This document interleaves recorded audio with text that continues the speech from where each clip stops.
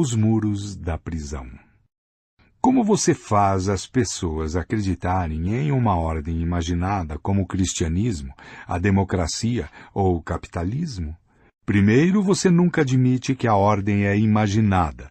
Você sempre insiste que a ordem que sustenta a sociedade é uma realidade objetiva criada pelos grandes deuses ou pelas leis da natureza.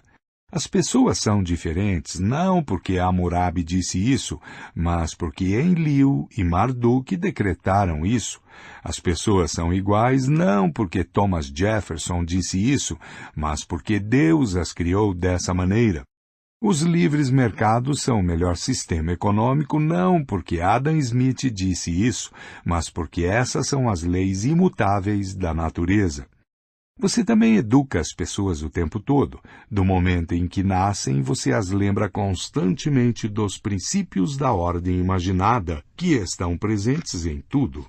Estão presentes nos contos de fada, nos dramas, nas pinturas, nas canções, na etiqueta, na propaganda política, na arquitetura, nas receitas e na moda. Por exemplo, hoje as pessoas acreditam em igualdade, então é moda as crianças ricas usarem jeans que originalmente eram vestimenta da classe trabalhadora. Na Idade Média, as pessoas acreditavam em divisões de classe, então nenhum jovem da nobreza usaria um traje de camponês. Na época, ser chamado de senhor ou senhora era um privilégio raro, reservado para a nobreza e muitas vezes adquirido com sangue. Hoje, todas as correspondências formais, independente do destinatário, começam com prezado, prezada, senhor, senhora. As humanidades e as ciências sociais dedicam a maior parte de suas energias a explicar exatamente como a ordem imaginada é tecida na trama da vida. No espaço limitado à nossa disposição, só podemos arranhar a superfície. 3 fatores principais impedem as pessoas de perceberem que a ordem que organiza a nossa vida só existe em nossa imaginação. A ordem imaginada está incrustada no mundo material. Embora só exista em nossa mente, a ordem imaginada pode se entremear na realidade à nossa volta e até mesmo ser gravada em pedra. Atualmente, a maioria dos ocidentais acredita no individualismo.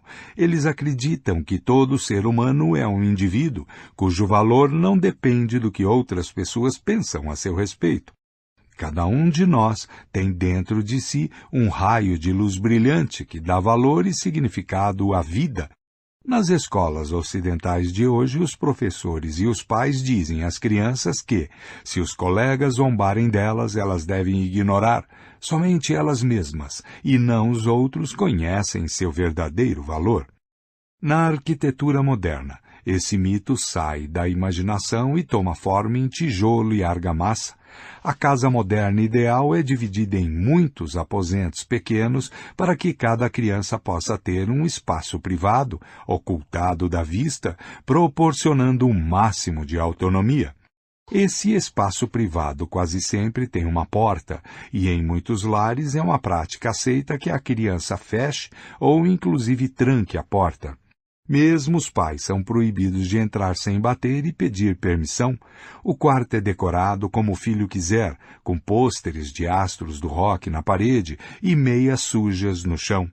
Alguém crescendo em tal espaço não pode deixar de se imaginar como um indivíduo, seu verdadeiro valor emanando de dentro e não de fora.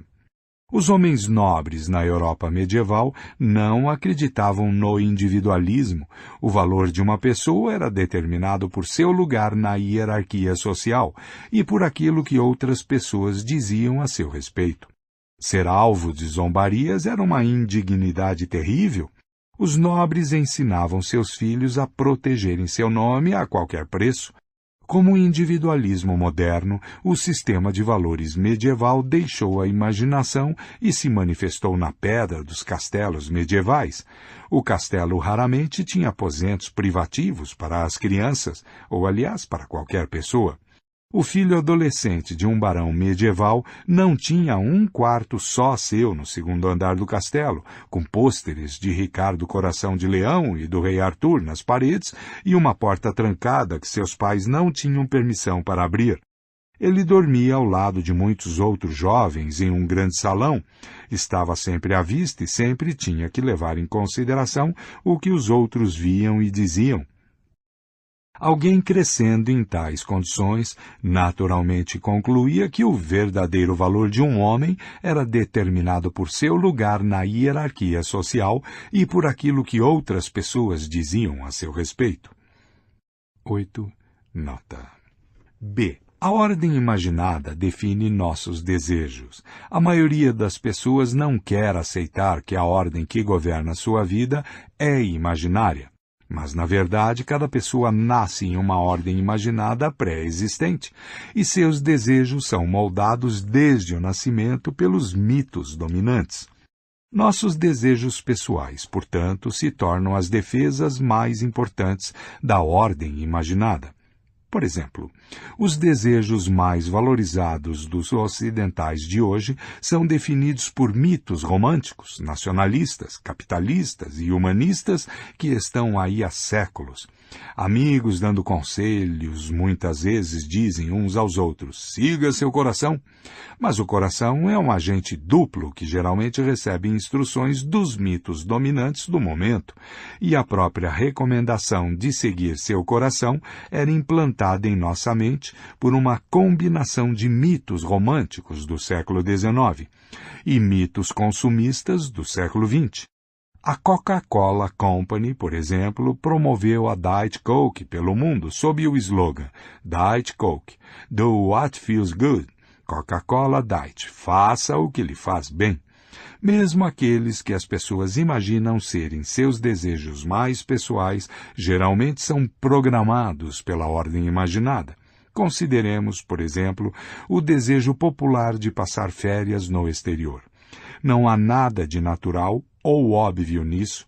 Um chimpanzé macho alfa jamais pensaria em usar seu poder para passar férias no território de um bando de chimpanzés vizinho. A elite do Egito Antigo gastou sua fortuna construindo pirâmides e mumificando seus cadáveres, mas quase ninguém pensou em ir fazer compras na Babilônia ou ir esquiar na Fenícia. As pessoas hoje gastam grandes somas de dinheiro com férias no exterior porque realmente acreditam nos mitos do consumismo romântico. O romantismo nos diz que, para aproveitar ao máximo nosso potencial humano, devemos ter tantas experiências diferentes quanto possível. Devemos nos abrir a um amplo leque de emoções, experimentar vários tipos de relacionamento, provar culinárias diferentes, aprender a apreciar diferentes estilos de música. Uma das melhores maneiras de fazer tudo isso é escapar da nossa rotina diária, deixar para trás nosso cenário familiar e viajar para terras distantes, onde podemos vivenciar a cultura, os aromas, os sabores e as normas de outros povos. Ouvimos repetidas vezes os mitos românticos sobre como uma nova experiência abriu meus olhos e mudou minha vida. O consumismo nos diz que para sermos felizes precisamos consumir tantos produtos e serviços quanto possível. Se sentimos que algo está faltando ou fora de lugar, provavelmente precisamos comprar um produto, um carro, roupas novas, comida orgânica ou um serviço, limpeza doméstica, terapia de casais, aulas de yoga. Todo comercial de televisão é mais uma pequena lenda sobre como consumir algum produto ou serviço tornará a vida melhor. O romantismo, que encoraja a variedade, casa perfeitamente com o consumismo. Esse casamento deu à luz o infinito, mercado de experiências, sobre o qual se ergueu a indústria de turismo moderna. A indústria de turismo não vende passagens aéreas e quartos de hotel, vende experiências. Paris não é uma cidade, nem a Índia um país. São ambos experiências cuja realização supostamente expande nossos horizontes, satisfaz nosso potencial humano e nos torna mais felizes. Consequentemente, quando a relação entre um milionário e sua esposa está passando por um período difícil, ele a leva para uma viagem cara a Paris. A viagem não é um reflexo de algum desejo independente, mas antes uma crença fervorosa nos mitos do consumismo romântico. Um homem rico no Egito Antigo jamais teria sonhado em resolver uma crise de relacionamento levando a esposa para uma viagem à Babilônia. Em vez disso, ele talvez construísse para ela a tumba suntuosa que ela sempre quis. Como a elite do Egito Antigo, a maioria das pessoas na maioria das culturas dedica a vida a construir pirâmides. Só os nomes, as formas e os tamanhos dessas pirâmides mudam de uma cultura para outra. Elas podem assumir a forma, por exemplo, de uma casa de campo com piscina e grama sempre verde. Ou uma bela cobertura com uma vista invejável. Poucas questionam os mitos que nos levam a desejar a pirâmide. C. A ordem imaginada é intersubjetiva. Mesmo que, por um esforço sobre-humano, eu consiga livrar meus desejos pessoais das garras da ordem imaginada, sou só uma pessoa. Para mudar a ordem imaginada, preciso convencer milhões de estranhos a cooperarem comigo, pois a ordem imaginada não é uma ordem subjetiva que só existe na minha imaginação. É antes uma ordem intersubjetiva que existe na imaginação partilhada de milhares e milhões de pessoas. Para entender isso, precisamos compreender a diferença entre objetivo, subjetivo e intersubjetivo. Um fenômeno objetivo existe independentemente da consciência humana e das crenças humanas. A radioatividade, por exemplo, não é um mito. Emissões radioativas ocorriam muito antes de serem descobertas e são perigosas, ainda que as pessoas não acreditem nelas. Marie Curie, uma das pessoas que descobriram a radioatividade, não sabia, durante seus longos anos estudando materiais radioativos, que eles pudessem causar danos a seu corpo. Embora não acreditasse que a radioatividade pudesse matá-la, ainda assim morreu de anemia aplástica, uma doença causada pela exposição excessiva a materiais radioativos. Subjetivo é algo que existe dependendo da consciência e das crenças de um único indivíduo. Desaparece ou muda se aquele indivíduo em particular mudar suas crenças. Muitos, quando crianças, acreditam na existência de um amigo imaginário que é invisível e inaudível para o resto do mundo. O amigo imaginário existe unicamente na consciência subjetiva da criança. E quando a criança cresce e deixa de acreditar nele, ele desaparece. Intersubjetivo é algo que existe na rede de comunicação ligando a consciência subjetiva de muitos indivíduos. Se um único indivíduo mudar suas crenças ou mesmo morrer, será de pouca importância. No entanto, se a maioria dos indivíduos na rede morrer ou mudar suas crenças, o fenômeno intersubjetivo se transformará ou desaparecerá. Fenômenos intersubjetivos não são fraudes malévolas nem charadas insignificantes. Eles existem de uma maneira diferente de fenômenos físicos, como a radioatividade, mas seu impacto no mundo ainda pode ser gigantesco. Muitas das forças mais importantes da história são intersubjetivas: leis, dinheiro, deuses, nações. A Peugeot, por exemplo, não é o amigo imaginário do CEO da Peugeot. A empresa existe na imaginação partilhada de milhões de pessoas. O CEO acredita na existência da empresa porque os diretores também acreditam nisso, bem como os advogados da empresa, as secretárias no escritório ao lado, os caixas no banco, os corretores na bolsa de valores e os revendedores de automóveis da França à Austrália. Se o CEO sozinho, de repente, deixasse de acreditar na existência da Peugeot, ele seria levado imediatamente ao hospital psiquiátrico mais próximo e outra pessoa ocuparia seu cargo. De maneira similar, o dólar, os direitos humanos e os Estados Unidos da América existem na imaginação partilhada de bilhões de pessoas, e um indivíduo sozinho não pode ameaçar sua existência. Se eu, sozinho, deixasse de acreditar no dólar, nos direitos humanos ou nos Estados Unidos, não faria muita diferença. Essas ordens imaginadas são intersubjetivas, de modo que para mudá-las precisamos mudar simultaneamente a consciência de bilhões de pessoas, o que não é fácil. Uma mudança de tal magnitude só pode ser alcançada com a ajuda de uma organização complexa, como um partido político, um movimento ideológico ou um culto religioso. No entanto, para construir tais organizações complexas, é necessário convencer muitos estranhos a cooperarem uns com os outros. E isso só acontecerá se esses estranhos acreditarem em alguns mitos partilhados. Daí decorre que, para mudar uma ordem imaginada existente, precisamos primeiro acreditar em uma ordem imaginada alternativa. Para desmantelar a Peugeot, por exemplo, precisamos imaginar algo mais poderoso, como o sistema jurídico francês. Para desmantelar o sistema jurídico francês, precisamos imaginar algo ainda mais poderoso, como o Estado francês.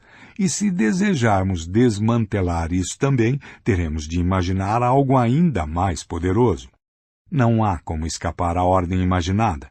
Quando derrubamos os muros da nossa prisão, corremos para a liberdade. Estamos, na verdade, correndo para o pátio mais espaçoso de uma prisão maior.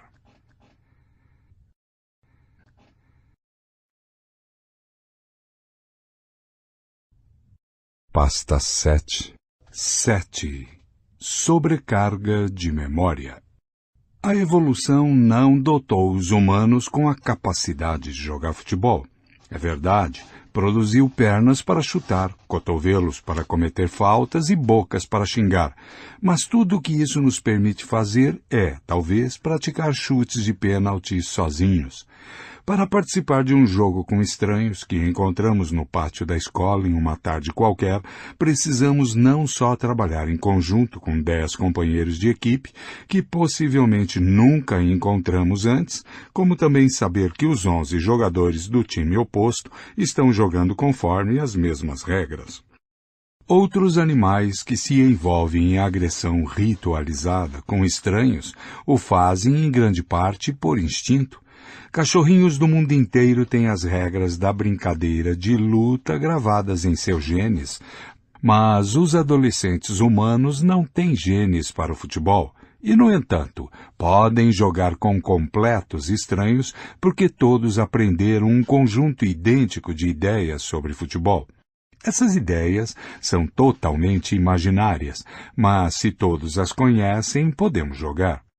O mesmo se aplica em uma escala maior, a reinos, igrejas e redes de comércio, com uma diferença importante.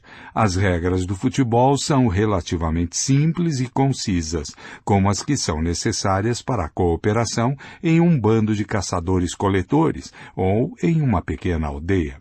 Cada jogador pode armazená-las facilmente no cérebro e ainda ter espaço para canções, imagens e listas de compras. Mas grandes sistemas de cooperação, que envolvem não 22, mas milhares ou mesmo milhões de seres humanos, requerem o manuseio e o armazenamento de quantidades enormes de informação, muito mais do que um único cérebro humano pode conter e processar. As grandes sociedades encontradas em algumas outras espécies, como formigas e abelhas, são estáveis e resilientes, porque a maior parte das informações de que necessitam para se sustentar está codificada no genoma. A larva de uma abelha melífera pode, por exemplo, crescer para se tornar rainha ou operária, dependendo de com que é alimentada. Seu DNA programa os comportamentos necessários para qualquer papel que ela possa vir a desempenhar na vida.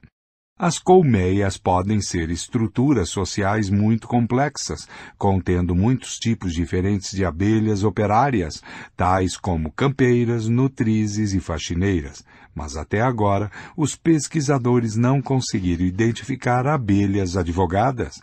As abelhas não precisam de advogados, porque não existe o risco de elas esquecerem ou tentarem violar a constituição da colmeia. As rainhas não roubam das abelhas faxineiras seu alimento e nunca entram em greve exigindo melhores salários. Mas os humanos fazem coisas desse tipo o tempo todo. Uma vez que a ordem social dos sapiens é imaginada, os humanos não conseguem preservar as informações cruciais para administrá-las simplesmente fazendo cópias de seu DNA e transmitindo estas a seus descendentes. É preciso fazer um esforço consciente para sustentar leis, costumes, procedimentos e maneiras. Do contrário, a ordem social rapidamente entraria em colapso. Por exemplo, o rei Hammurabi decretou que as pessoas são divididas em superiores, comuns e escravos. Diferentemente do sistema de classes da colmeia, essa não é uma divisão natural. Não existe nenhum vestígio disso no genoma humano. Se os babilônios não se lembrassem dessa verdade, entre aspas, sua sociedade teria deixado de funcionar. De maneira similar, quando Hammurabi transmitiu seu DNA a seus descendentes, não deixou codificada a regra de que, se um homem superior matasse uma mulher comum, deveria pagar 30 ciclos de prata. Hammurabi teve de instruir seus filhos nas leis do império, e seus filhos e netos tiveram de fazer o mesmo. Os impérios geram quantidades enormes de informação. Além das leis, os impérios precisam manter registro de transações e impostos, inventários de suprimentos militares e navios mercantes e calendários de festividades e vitórias. Durante milhões de anos, as pessoas armazenaram informações em um único lugar, o cérebro. Infelizmente, o cérebro humano não é um bom dispositivo de armazenamento para bancos de dados do tamanho de impérios, por 3 razões principais. A primeira razão é que sua capacidade é limitada. É verdade que algumas pessoas têm memória impressionante, e em tempos antigos havia profissionais da memória que podiam guardar na cabeça a topografia de províncias inteiras e os códigos jurídicos de estados inteiros. No entanto, há um limite que nem mesmo os mestres da mnemônica conseguem transcender. Um advogado poderia saber de memória todo o código jurídico do estado de Massachusetts, mas não os detalhes de cada procedimento jurídico que aconteceu em Massachusetts, dos julgamentos das bruxas de Salem em diante. A segunda razão é que os humanos morrem e seu cérebro morre com eles. Toda informação armazenada em um cérebro será apagada em menos de um século. É possível, é claro, transmitir memórias de um cérebro para outro, mas depois de algumas transmissões a informação tende a ser deturpada ou se perder. A terceira razão, e a mais importante, é que o cérebro humano foi adaptado para armazenar e processar apenas determinados tipos de informação. Para sobreviver, os antigos caçadores-coletores tinham de lembrar as formas, as características e os padrões de comportamento de milhares de espécies de plantas e de animais. Eles tinham de lembrar que um cogumelo amarelo enrugado, crescendo no outono debaixo de um olmeiro, é, muito provavelmente, venenoso, ao passo que um cogumelo de aspecto similar, crescendo no inverno debaixo de um carvalho, é um bom remédio para a dor de estômago. Os caçadores-coletores também precisavam ter em mente as opiniões e as relações das várias dezenas de membros do bando. Se Lucy precisasse da ajuda de um membro do bando para fazer John parar de molestá-la, era importante que se lembrasse que na semana anterior John brigou com Mary, que, portanto, seria uma aliada provável e entusiasta. Consequentemente, as pressões evolutivas adaptaram o cérebro humano para armazenar quantidades imensas de informações botânicas, zoológicas, topográficas e sociais. Mas quando, depois da Revolução Agrícola, começaram a aparecer sociedades particularmente complexas, um novo tipo de informação se tornou vital: os números. Os caçadores-coletores nunca precisaram lidar com grandes quantidades de dados matemáticos. Nenhum caçador-coletor precisava lembrar, por exemplo, a quantidade de frutas em cada árvore na floresta, de modo que o cérebro humano não se adaptou para armazenar e processar números. Mas para manter um reino grande, dados matemáticos eram fundamentais. Nunca foi suficiente criar leis e contar histórias sobre deuses guardiães. Também era preciso cobrar impostos. Para arrecadar impostos de centenas de milhares de pessoas, era fundamental recolher dados sobre a renda e as posses das pessoas, dados sobre os pagamentos realizados, dados sobre atrasos, dívidas e multas, dados sobre descontos e isenções. Isso somava milhões de dados que tinham de ser armazenados e processados. Sem essa capacidade, o Estado jamais saberia de que recursos dispunha e que recursos adicionais poderia obter. Quando confrontado com a necessidade de memorizar, lembrar e manipular todos esses números, o cérebro da maioria dos humanos se sobrecarregava ou ficava letárgico. Essa limitação mental restringia severamente o tamanho e a complexidade dos coletivos humanos. Quando a quantidade de pessoas e propriedades em determinada sociedade ultrapassava um limite crítico, passava a ser necessário armazenar e processar grandes quantidades de dados matemáticos. Como o cérebro humano não era capaz de fazer isso, o sistema ruía. Durante milhares de anos após a Revolução Agrícola, as redes sociais humanas permaneceram relativamente pequenas e simples. Os primeiros a superar o problema foram os antigos sumérios, que viviam no sul da Mesopotâmia.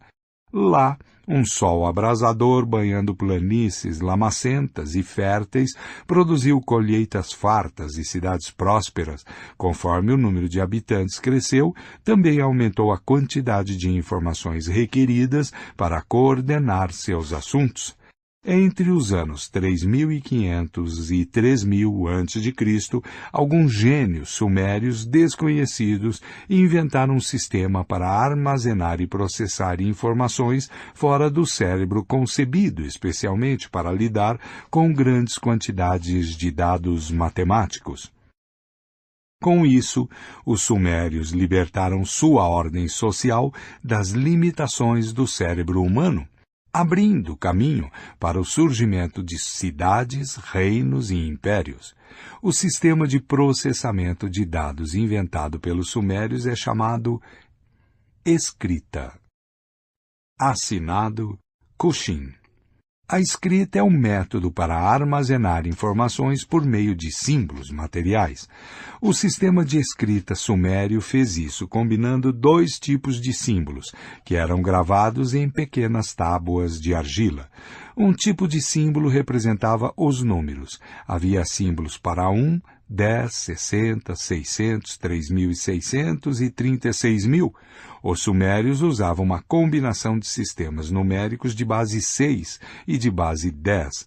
Seu sistema de base 6 nos deixou vários legados importantes, como a divisão do dia em 24 horas e do círculo em 360 graus. O outro tipo de símbolo representava pessoas, animais, mercadorias, territórios, datas e assim por diante.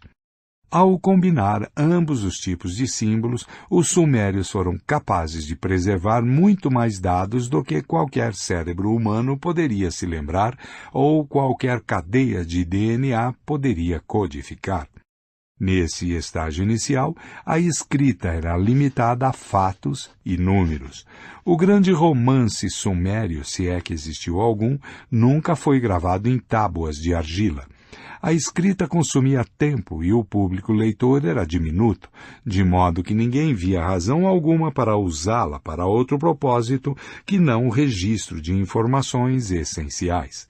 Se procuramos as primeiras palavras de sabedoria vindas de nossos ancestrais há 5.000 anos, é melhor nos prepararmos para uma grande decepção. As primeiras mensagens que nossos ancestrais deixaram foram do tipo 29.086 medida cevada, 37 meses Cushing. A leitura mais provável dessa frase é a seguinte: um total de 29.086 medidas de cevada foram recebidas no decurso de 37 meses, assinado Cushing. Infelizmente, os primeiros textos de história não contêm reflexões filosóficas, poesias, lendas, leis ou triunfos reais. São documentos econômicos monótonos, registrando o pagamento de impostos, a acumulação de dívidas e títulos de propriedades. 13. Tábua de argila com um texto administrativo da cidade de Uruk. Mais ou menos 3.400 a 3.000 a.C. A tábua aparentemente registra um total de 29.086 medidas de cevada recebido por Cushing ao longo de 37 meses. Cushing pode ser o título genérico de um funcionário público ou o nome de um indivíduo em particular. Se Cushing foi mesmo uma pessoa, talvez seja o primeiro indivíduo na história cujo nome conhecemos. Todos os nomes usados nos estágios antigos da história humana, os Neandertais, os Natufianos, a caverna de Chauvet, Göbekli Tepe, são invenções modernas. Não temos ideia de como os construtores de Göbekli Tepe batizaram o lugar. Com o surgimento da escrita, começamos a ouvir a história da boca de seus protagonistas. Ao designá-lo, os vizinhos de Cushing podem ter, na verdade, gritado Cushing. É revelador que o primeiro nome registrado na história pertence a um contador, e não a um profeta, poeta ou grande conquistador. Nota. Apenas um outro tipo de texto sobreviveu desses dias antigos e é ainda menos empolgante. Listas de palavras copiadas repetidas vezes por escribas aprendizes como exercício. Mesmo que um estudante entediado quisesse escrever alguns de seus poemas em vez de uma cópia de um recibo de compra e venda, ele não poderia fazer isso.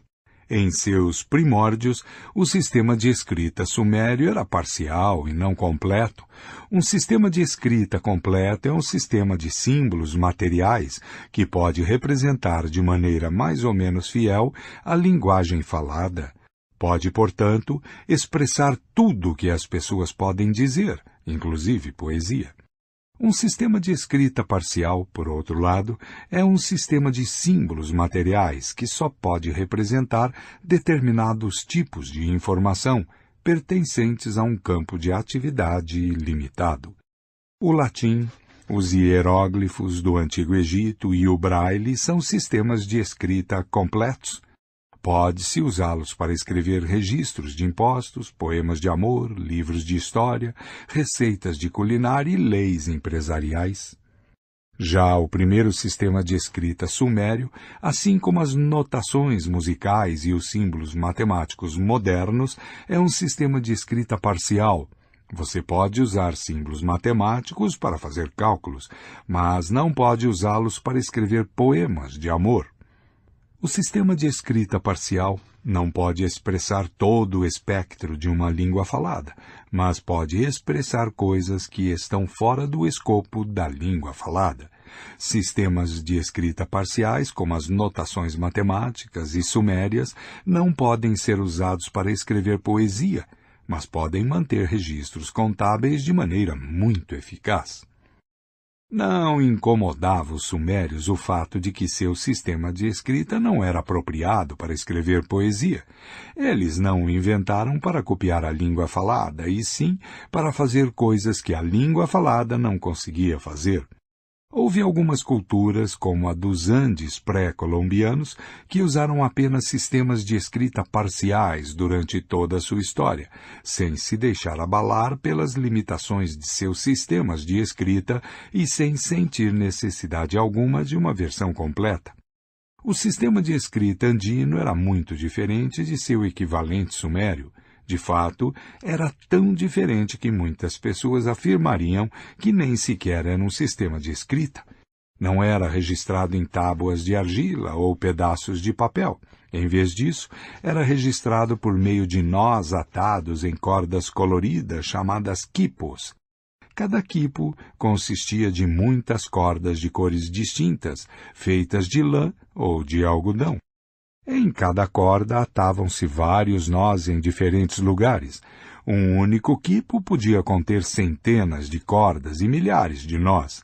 Ao combinar diferentes nós em diferentes cordas com diferentes cores, era possível registrar grandes quantidades de dados matemáticos referentes, por exemplo, à arrecadação de impostos e ao registro de propriedades.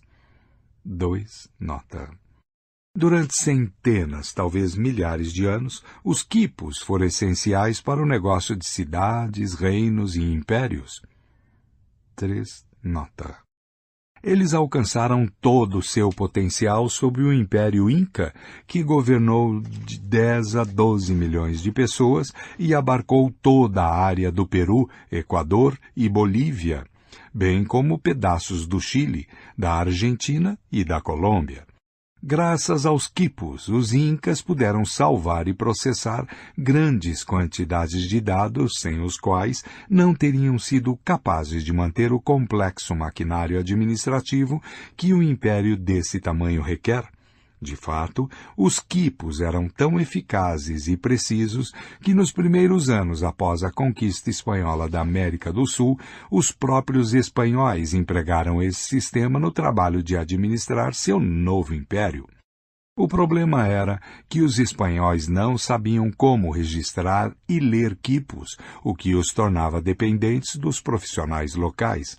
Os novos governantes do continente perceberam que isso os colocava em uma posição difícil. Os nativos especialistas em quipos poderiam facilmente enganar seus senhores.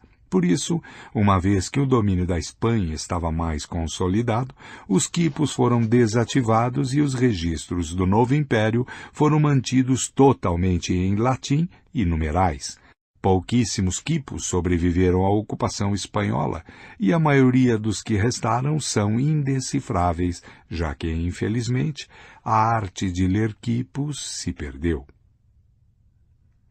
14. Um quipo andino datando do século XII. As maravilhas da burocracia.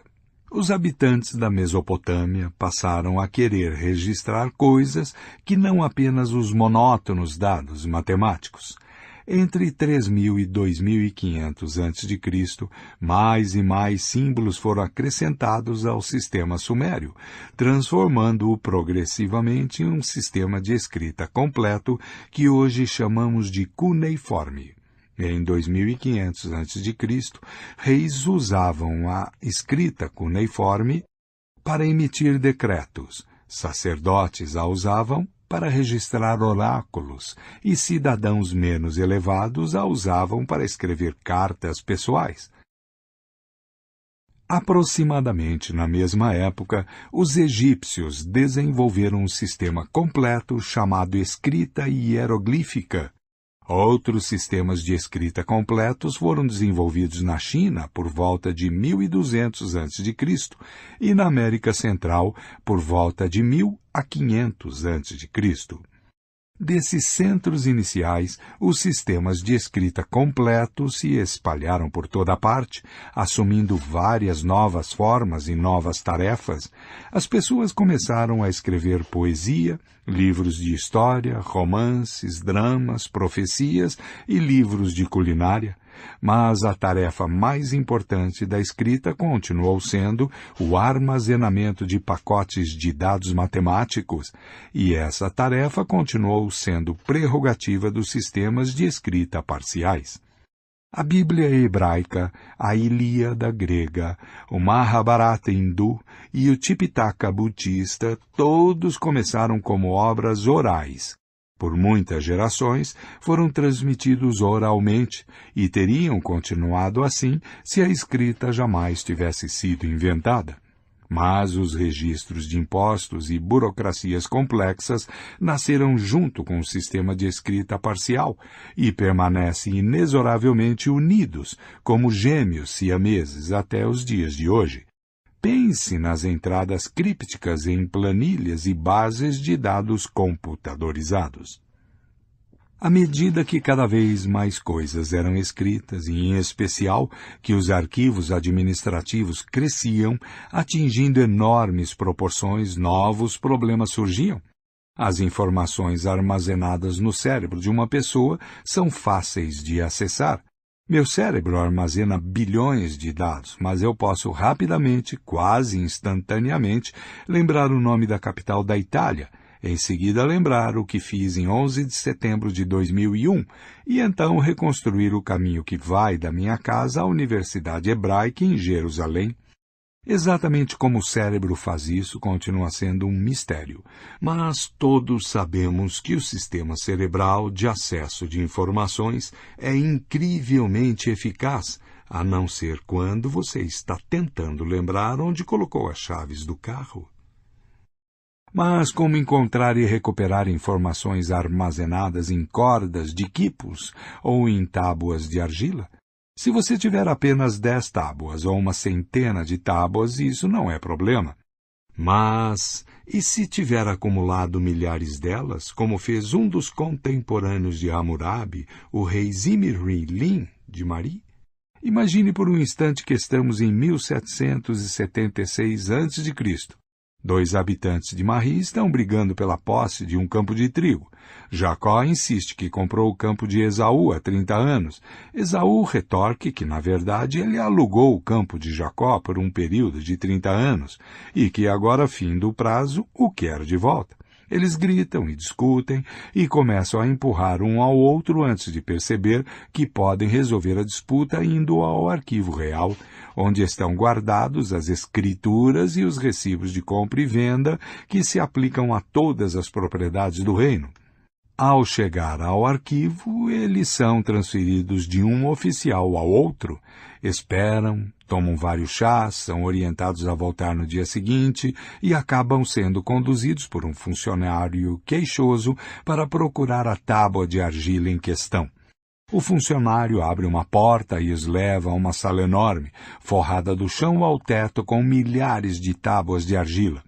Não é de admirar que o funcionário está de cara feia, como se espera que ele localize a escritura do campo de trigo disputado registrado há 30 anos. Mesmo que a encontre, como será capaz de verificar a informação para garantir que o documento de 30 anos atrás é o último relacionado ao campo em questão? Se não puder encontrá-lo, isso prova que Esaú nunca vendeu nem alugou o campo, ou simplesmente que o documento se perdeu, ou foi danificado quando uma chuva gotejou no arquivo. Claramente, o mero ato de gravar um documento em argila não é suficiente para garantir um processamento de dados eficaz, preciso e conveniente. E isso requer métodos de organização, como catálogos, métodos de reprodução, como fotocopiadoras, métodos de acesso rápido e preciso, como algoritmos de computador, e bibliotecários pedantes, mas com sorte solícitos, que saibam usar essas ferramentas. Inventar tais métodos se mostrou muito mais difícil do que inventar a escrita. Muitos sistemas de escrita se desenvolveram de maneira independente em culturas distantes umas das outras no tempo e no espaço. A cada década, os arqueólogos descobrem mais alguns sistemas de escrita esquecidos. Alguns deles podem se revelar ainda mais antigos do que os arranhões sumérios e em argila. Mas a maioria não passa de curiosidades, porque quem os inventou não conseguiu criar maneiras eficientes de catalogar e acessar dados. O que distingue a Suméria, bem como o Egito faraônico, a China antiga e o Império Inca, é que essas culturas desenvolveram boas técnicas de arquivamento, catalogação e consulta de registros escritos. Elas também investiram em escolas para escribas, escriturários, bibliotecários e contadores. Um exercício de escrita de uma escola na antiga Mesopotâmia, que foi descoberto por arqueólogos modernos, nos dá uma ideia da vida desses estudantes por volta de 4.000 anos atrás. Eu entrei e me sentei, e meu professor leu minha tábua. Ele falou, tem algo faltando, e me castigou com a vara. Uma das pessoas responsáveis falou, por que você abriu a boca sem minha permissão? E me castigou com a vara. O responsável pelas regras falou, por que você se levantou sem minha permissão? E me castigou com a vara. O porteiro falou, por que você está saindo sem minha permissão? E me castigou com a vara. O guardião do caneco de cerveja falou, por que você se serviu sem minha permissão? E me castigou com a vara. O professor sumério falou, por que você falou em acadiano? Nota. E me castigou com a vara. Meu professor falou, sua caligrafia não é boa, e me castigou com a vara. 4. Nota. Os antigos escribas aprendiam não só a ler e escrever, como também a usar catálogos, dicionários, calendários, formulários e tabelas. Eles estudavam e internalizavam técnicas de catalogação, acesso e processamento de informações que eram muito diferentes das usadas pelo cérebro. No cérebro, todos os dados são associados livremente. Quando vou com minha esposa contratar um financiamento imobiliário para a nossa casa nova, eu me lembro do primeiro lugar em que moramos juntos, que me fez lembrar da nossa lua de mel em Nova Orleans, que me faz lembrar de crocodilos, que me fazem lembrar de dragões, que me fazem lembrar de O Anel dos Nibelungos, e de repente, antes que eu perceba, lá estou eu cantarolando o tema de Siegfried para um bancário perplexo. Na burocracia, as coisas precisam ser mantidas separadas. Há uma gaveta para financiamentos imobiliários, outra para certidões de casamento, uma terceira para registros de impostos e uma quarta para ações judiciais. Do contrário, como podemos encontrar alguma coisa? As coisas que pertencem a mais de uma gaveta, como os dramas musicais wagnerianos, devo arquivá-los em música, teatro ou inventar uma categoria totalmente nova. São uma dor de cabeça terrível. Assim, estamos sempre acrescentando, eliminando e reordenando gavetas.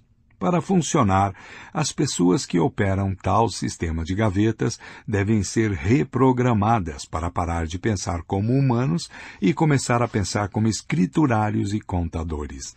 Como todo mundo sabe, dos tempos antigos até hoje, escriturários e contadores pensam de uma maneira não humana.